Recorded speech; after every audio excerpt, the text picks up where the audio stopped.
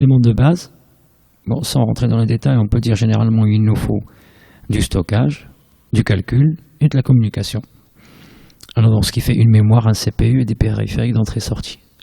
D'abord, la mémoire, on peut en avoir une ou deux, selon le type de système, le système ou l'architecture von Neumann, où il y a une seule mémoire qui contient en même temps les données et le programme. Donc, c'est un système qui est programmable, bien sûr. Donc, il faut le programme et puis les données qui vont servir de calcul pour le programme ou bien les données de résultat. L'architecture Harvard, elle mélange les deux. On a une seule mémoire qui contient les données et le programme. Le CPU ou bien le processeur, on abrégé CPU, Control Process Unit, en français unité de contrôle et de processus, qui charge les instructions en mémoire, les décode et les exécute. Et enfin les périphériques d'entrée-sortie qui permettent la communication avec l'extérieur. Quand on branche un élément sur un PC, l'intermédiaire entre les deux, c'est ce qu'on appelle un périphérique d'entrée-sortie. Et enfin, pour relier tous ces éléments entre eux, il nous faut des bus. Des bus soit intérieurs, pour relier les éléments internes, ou bien qui communiquent avec l'extérieur, et des bus externes. La mémoire, maintenant, on va rentrer dans le détail, comment est-ce qu'elle est faite. C'est un circuit intégré, ou bien une partie du processeur. Donc on peut avoir à l'intérieur du processeur une petite mémoire. Donc c'est un circuit qui est formé de cellules.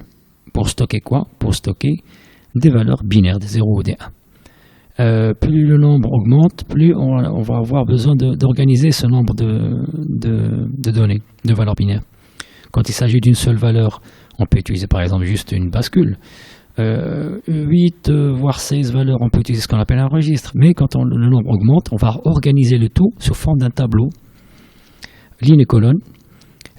On va écrire un ensemble de valeurs binaires qu'on appelle une donnée. Par exemple, ici j'ai donné 8. Il y a 8 données qui seront écrites en même temps, mais on va les écrire dans une seule case mémoire, pas dans tout à la fois, puisque là on a réuni les fils qui vont servir pour rentrer les données.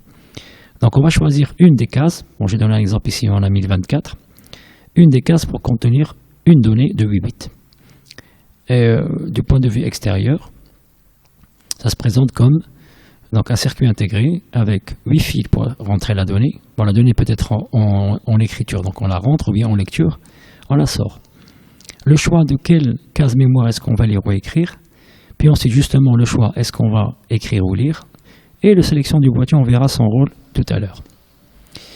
Alors, donc on a dit le numéro de ligne, là j'ai donné de 0 jusqu'à 1023, il va être codé sous forme binaire de A9 jusqu'à A0, et ça sera l'adresse. Ensuite, les M bits, donc là j'ai donné, on avait 8, de D7 à D0, forment la donnée. D'après ces deux-là, je peux déjà calculer ce qu'on appelle la capacité d'une mémoire, c'est-à-dire le nombre de données que je peux mettre à l'intérieur. Il suffit de calculer le nombre de lignes. Alors là, pour obtenir 1024, parce que je pars de 0 jusqu'à 1024, c'est 2 à la puissance 10. J'ai 9 bits de A9 jusqu'à A0.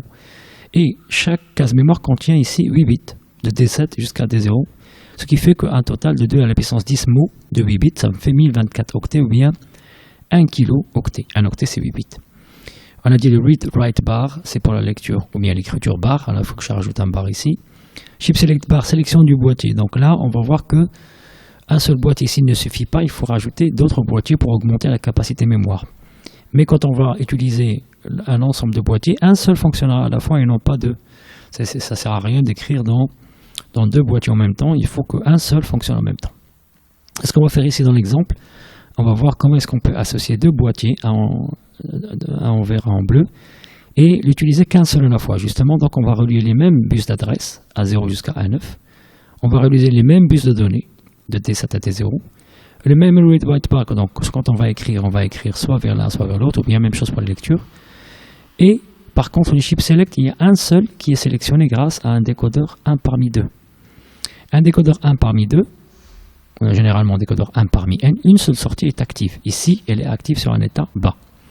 Grâce à quoi? Grâce à une entrée d'adresse supplémentaire, j'ai rajouté ici A10. A10 va servir pour sélectionner soit Y1, soit Y0, c'est-à-dire soit le boîtier en bleu, soit le boîtier en vert. Comment ça se passe? Eh bien, ça se passe à partir de cette table de vérité, puisqu'on a le fonctionnement d'un décodeur. Lui aussi, il a un chip select, sélection de boîtier. Si le chip select est égal à 1, quel que soit l'état de A10, les deux sont égales à 1, c'est-à-dire les deux sorties sont désactivées.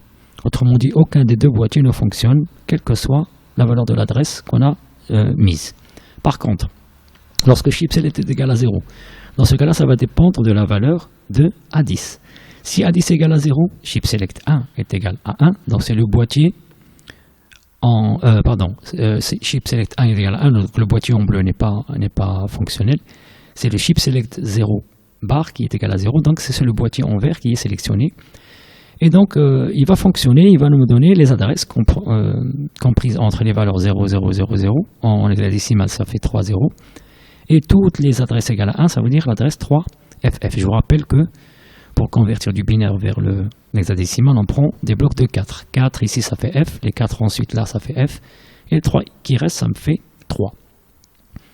Quand il s'agit donc de A10 égale à 1, c'est le boîtier en bleu qui est sélectionné.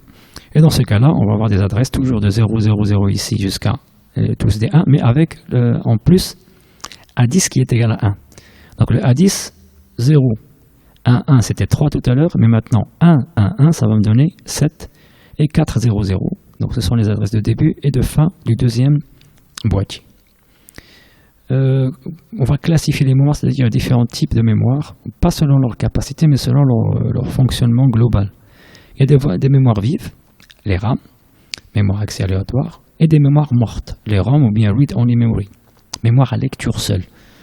Donc là, au fait, les RAM, elles ont besoin d'énergie pour fonctionner, c'est-à-dire s'il n'y a plus de courant, tout est effacé. Mais on peut distinguer deux types légèrement, on va voir tout à l'heure. Par contre, les mémoires mortes n'ont pas besoin d'énergie, elles peuvent fonctionner même s'il n'y a pas de courant. Pour les mémoires vives, il y a les RAM statiques, SRAM.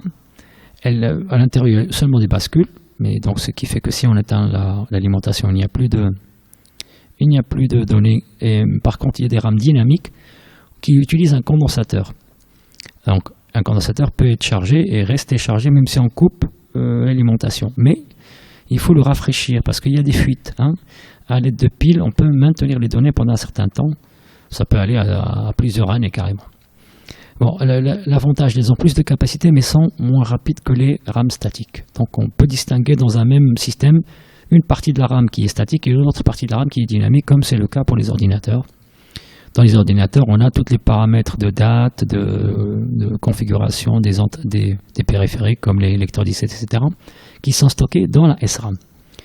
Mais là, dans la DRAM, pardon. Mais dans la SRAM, on stocke les données quand on allume. Donc dès qu'on éteint, tout est effacé. Par contre, les mémoires ROM, on vous dit, n'ont pas besoin d'énergie pour conserver les données. Et là aussi, il y a plusieurs types. Les programmables, donc normalement les ROM, on ne peut pas les programmer, mais si, normalement on pouvait les programmer, mais une seule fois. C'est ce qu'on appelle les PROM. Alors j'ai dit par l'utilisateur parce que les ROM sont programmés par le fabricant. Une EPROM, c'est une PROM mais qui est effaçable, soit par électricité, soit par une décharge électrique, ou bien par des ultraviolets comme les UV EPROM. Et les flash EPROM, ce sont ceux que nous avons dans nos clés USB. Et pour le moment, on peut aller jusqu'à 2 Teraoctets de capacité. Maintenant,